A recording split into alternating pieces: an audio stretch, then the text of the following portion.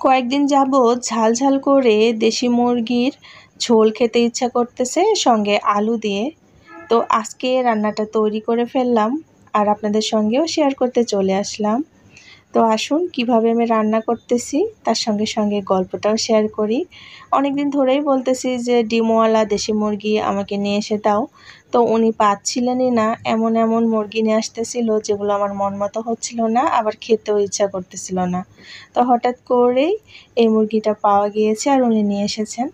আর সেটা ধুয়ে পরিষ্কার করে এভাবে করে নিয়ে নিচ্ছি। আর মন মতো কোনো জিনিস হলে সেটা রান্না করতেও কিন্তু খুব বেশি ভালো লাগে।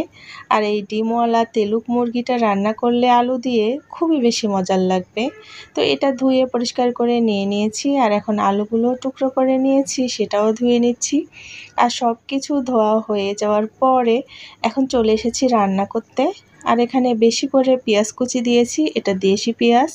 কয়েক টুকরো এখানে দিয়ে দিয়েছি রসুন, আর এখানে দিয়েছি কাঁচামরিচ, 2টা দারচিনি আর একটা তেজপাতা অর্ধেক করে দিয়েছি। আর পরিমাণ মতো তেল দিয়ে গ্যাসের ফ্লেমটা অন করে দিলাম। আস্তে করে ওটা হতে থাকুক।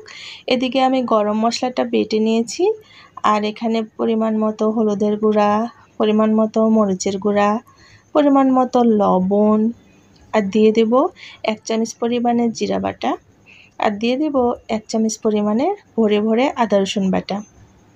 এই সব কিছু একসঙ্গে একটু পানি দিয়ে মিক্সড করে রেখে দেব। গরম মশলার মধ্যে ছিল বড় কালো এলাচ, দারচিনি আর ছিল গোলমরিচ। তো এই সব কিছু একসঙ্গে করে বেটে নিয়ে একটা পেস্ট তৈরি করে নিয়েছিলাম। আর দেখেন কত সুন্দর হয়েছে। এটা সাইডে রেখে দিই। আর এখন পেঁয়াজটা আর যে সব কিছু আমি দিয়েছিলাম কড়াইয়ে, সবগুলো যখন এরকমের একটা কালার চলে আসলো, তখনই আমি এখন যে মশলাটা এখানে পেস্ট করে রেখেছিলাম সেটা দিয়ে দিলাম। সেটা দেওয়ার পরে ভালোভাবে মশলাটা কষিয়ে নেব। মশলাটা কষিয়ে নেওয়ার পরে এই দেশি মুরগি এবং আলু একসঙ্গে আমি দিয়ে দেব কড়াইয়ের মধ্যে, এবং ঢেকে ঢেকে এটা খুব ভালোভাবে কষিয়ে নিতে হবে। আর ঢাকনা দিয়ে ঢেকে ঢেকে কষিয়ে নিলে এটা খুব সুন্দরভাবে আলুটাও সেদ্ধ হবে, আর দেশি মুরগি তো সেদ্ধ হতে এমনিতেই সময় লাগে। আর এখন দেখেন কত সুন্দর কষানো হয়ে গিয়েছে।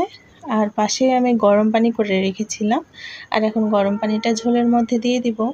গরম পানিটা ঝোলের মধ্যে দিলে খুব তাড়াতাড়ি ফুটে উঠবে এবং খুব তাড়াতাড়ি সেদ্ধও হয়ে যাবে, এবং ঝোলের টেস্টটাও খুব ভালো আসবে। আর ঝোলটা যখন ফুটে উঠেছিল তখনই আমি এই পেটের মধ্যে যে ডিমগুলো ছিল সেগুলো দিয়ে দিয়েছিলাম। আর এখন ঢাকনা দিয়ে ঢেকে দিচ্ছি। সুন্দরভাবে ঢাকনা দিয়ে ঢেকে ভালোভাবে সেদ্ধ করে নেব।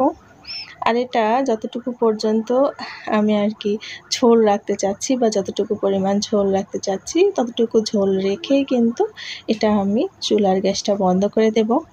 তো এখন আমার মনে হচ্ছে হয়ে গিয়েছে, যেহেতু আলু আছে আর ঠান্ডা হয়ে গেলে আরেকটু ঝোলটা টানিয়ে যাবে। তো এখন বন্ধ করে রেখে দিলাম। মাশাআল্লাহ, এর কালারটা এত সুন্দর এসেছে, মনে হচ্ছে এখনই ভাত নিয়ে বসে যাই। আপনাদের যদি আমার রেসিপিটা ভালো লেগে থাকে তাহলে অবশ্যই কমেন্ট করে জানাবেন। ভালো থাকবেন সবাই, দেখা হবে নতুন কোনো রেসিপিতে। আসসালামু আলাইকুম।